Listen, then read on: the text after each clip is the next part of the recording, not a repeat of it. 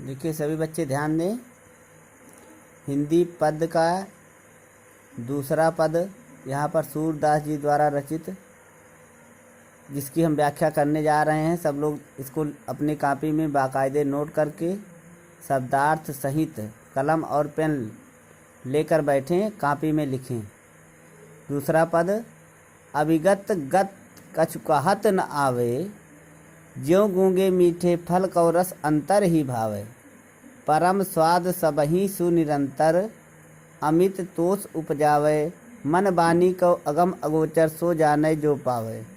रूप रेख गुण जात जुगुत बिन, निरालंब कित धावे। सब विधि अगम विचारहि, सूर सगुन पद गावे। शब्दार्थ देखिए, शब्द के अर्थ। अभिगत जो व्यक्त ना हो, गति स्थित अर्थात स्वरूप या स्थित कह सकते हैं। परम स्वाद परमात्मा का आनंद। अमित तोष अमृत रूपी डकार। अगम अगोचर जो अदृश्य है, दिखाई ना दे, जिसको लोग समझ ना सकें। जुगति माने तरीका, जुक्ति, जिसको लोग कहते हैं जोग जुक्ति देसी भाषा में।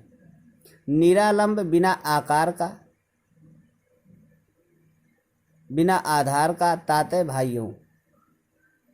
देखिए यहाँ पर संकेत के माध्यम से हम फिर एक बार बता रहे हैं कि हम जहाँ से जहाँ तक की व्याख्या करने जा रहे हैं, इसीलिए हम संकेत देते हैं। संकेत सबसे पहले लिखते हैं।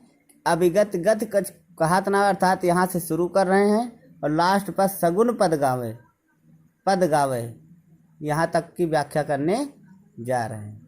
इसलिए संकेत में हम शुरू के 2 शब्द और लास्ट के 2 शब्द लिखते हैं।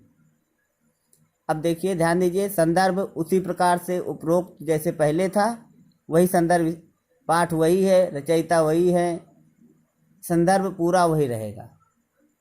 प्रस्तुत मतलब आपके सामने क्या प्रस्तुत है? काव्य है। चाहे पद कहिए, चाहे काव्य कहिए, चाहे काव्यांश कहिए, काव्य का अंश, चाहे पद खंड, पद का एक टुकड़ा है। तो प्रस्तुत क्या प्रस्तुत है? ये पद है, काव्य है, प्रस्तुत है। तो पद खंड हमारी पठित पाठ पुस्तक क्या है? पठित पाठ पुस्तक आपकी हिंदी काव्य है। हिंदी काव्य के कौन से शीर्षक से? पद नामक शीर्षक से अवतरित है। इसके रचयिता या कवि कौन है? सूरदास जी। प्रसंग में देखिए, यहाँ पर ईश्वर के बारे में बताया गया है, इसलिए हमेशा ध्यान दे, थोड़े में प्रसंग बताना है। तो पद में, प्रस्तुत पद में कवि ने निराकार ईश्वर की उपासना की कठिनाइयों का वर्णन करते हुए कहा है। अर्थात परब्रह्म की उपासना में, ईश्वर की उपासना में कौन कौन सी कठिनाई होती है, उसको वही जान सकता है जिसे ईश्वर प्राप्त है। देखिए व्याख्या। निराकार ब्रह्म के बारे में कुछ व्यक्त नहीं किया जा सकता।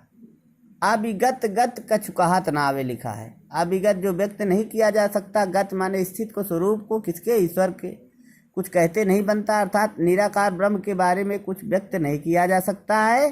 कैसे? ज्यों गूंगे मीठे फल को रस अंतर ही भावे। जिस प्रकार से गूंगा व्यक्ति मीठे फल के रस को खा करके उसका स्वाद अंदर ही अंदर लेता रहता है, लेकिन उस परम संतोष को, उसे परम संतोष भी प्राप्त होता है, लेकिन उस परम आनंद को वह किसी से व्यक्त नहीं कर पाता है।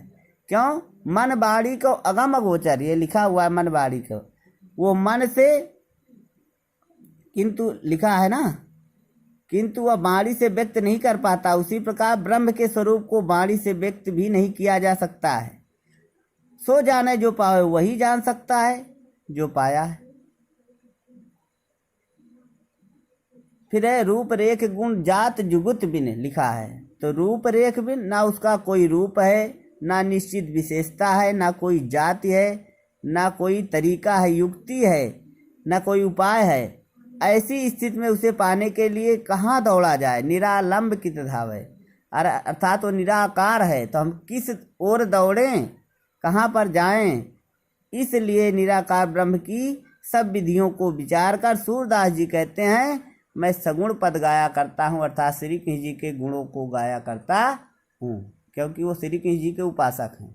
सगुण का मतलब मूर्ति पूजा गुण के साथ, और निराकार का मतलब बिना आकार। निराकार के कवि कौन है? कबीरदास जी। और सगुणोपासक कवि कौन है? तुलसी है और ये है सूरदास जी। क्यों? क्योंकि तुलसीदास जी राम की और सूरदास जी श्री कृष्ण जी के भक्ति को गाया करते हैं। अब यहाँ लास्ट में काव्य सौंदर्य, आपकी भाषा वही ब्रज भाषा, अलंकार अनुप्रास और उपमा, क्योंकि एक दूसरे से पद में तुलना की गई है।